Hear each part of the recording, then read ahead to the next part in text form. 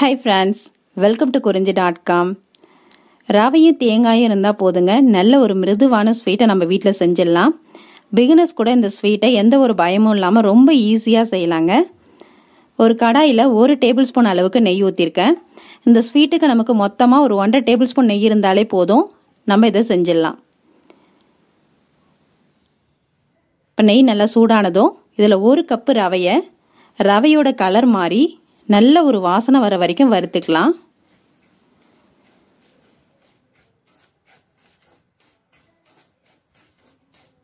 இந்த ரவை பர்பி பார்த்தீங்கன்னா நீங்கள் வெறும் ரவையை மட்டும் வச்சு செய்யும்போது கொஞ்சம் ஹார்டாக இருக்கும். இது கூட நம்ம 1 கப்பு தேங்காயும் சேர்த்து செய்ய போகிறோம். அது நல்லா இந்த பர்பிக்கு ஒரு டேஸ்ட்டையும் மிருதுவான தன்மையும் கொடுக்கும். ரொம்ப நல்லா இருக்குங்க சாப்பிட்றதுக்கு. இப்போ நம்ம எந்த கப்பால் ரவையை எடுத்தோமோ அதே கப்பால் 1 கப்பு திருவின தேங்காய். இந்த தேங்காயை திருவும் போது இந்த வெள்ளை பகுதியை மட்டும் திருவி எடுத்துக்குங்க. இப்போ ரவை கூட சேர்ந்தே இந்த தேங்காயை நல்லா வறுத்து எடுத்துக்கலாம்.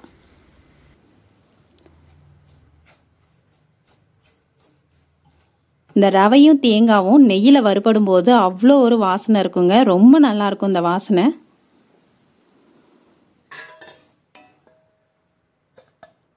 இப்போ இது ரெண்டும் நல்லா வறுபட்டுடுச்சு. நம்ம இதை தனியாக ஒரு பாத்திரத்துக்கு மாற்றிடலாம்.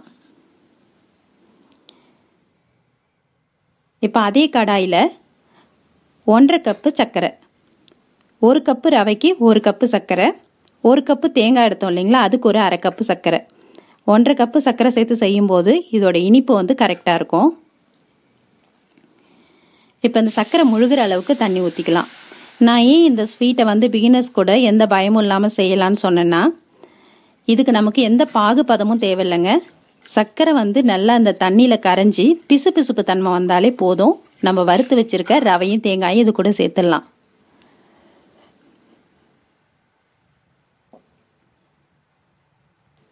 இப்போ சர்க்கரை நல்லா பிசு பிசுப்பு தன்மை வந்துடுச்சு. நம்ம வறுத்து எடுத்து வச்சிருக்க ரவையும் தேங்காயும் இது கூட சேர்த்து நல்லா கலந்து விட்டுடுங்க.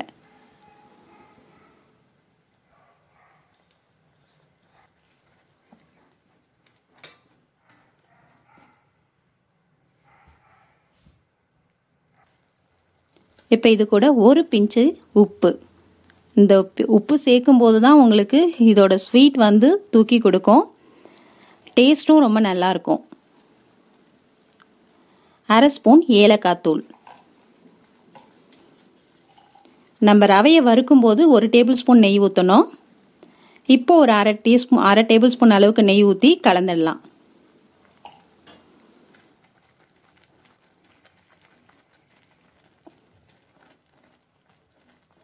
இப்போ இதோட பதம் பார்த்தீங்கன்னா கடாயில் ஒட்டாமல் நல்லா உருண்டு திரண்டு வரும்.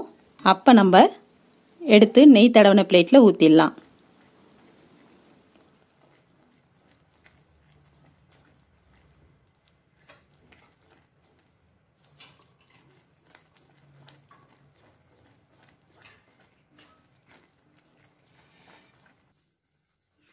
இப்போ பாருங்கள், நமக்கு கரெக்டான பதத்துக்கு வந்துடுச்சு.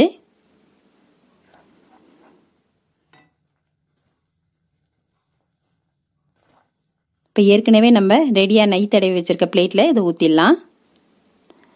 இதை ஊற்றிட்டு சூடாக இருக்கும்போதே இதை சமன்படுத்திடுங்க.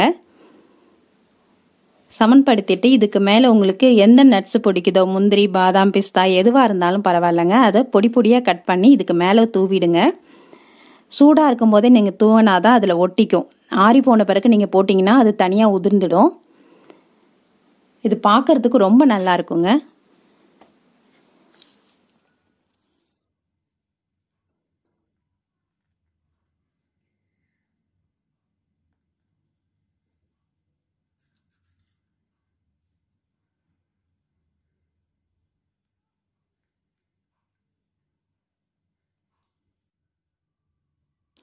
இப்போ இது சூடாக இருக்கும்போதே ஒரு கத்தியில் கொஞ்சமாக நெய் தடவிட்டு உங்களுக்கு எந்த அளவுக்கு சைஸில் தேவையோ அந்த அளவுக்கு சைஸில் பீஸ் போட்டுடுங்க. அப்போ தான் ஆறுனதுக்கு அப்புறம் எடுக்கிறதுக்கு ரொம்ப ஈஸியாக இருக்கும்.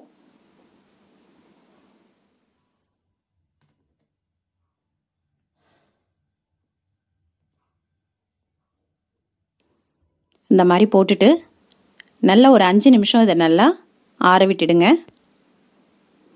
இப்போ பாருங்கள், நல்லா ஆறிடுத்து. எந்த அளவுக்கு அழகாக நமக்கு ரவை தேங்காய் பர்பி ரெடி ஆயிடுச்சு. இந்த ஈஸியான ஸ்வீட்டை நீங்களும் உங்கள் வீட்டில் செஞ்சு பாருங்கள். செஞ்சு பார்த்துட்டு எப்படி இருந்ததுன்னு சொல்லிட்டு கமெண்ட் பாக்ஸில் கமெண்ட் பண்ணுங்கள். இந்த வீடியோ உங்களுக்கு பிடிச்சிருந்ததுன்னா லைக் பண்ணுங்கள், ஷேர் பண்ணுங்கள், சப்ஸ்கிரைப் பண்ணுங்கள். உங்கள் ஃப்ரெண்ட்ஸ் அண்ட் ரிலேட்டிவ்ஸோட இந்த வீடியோவை ஷேர் பண்ணிக்கோங்க. நன்றி, வணக்கம்.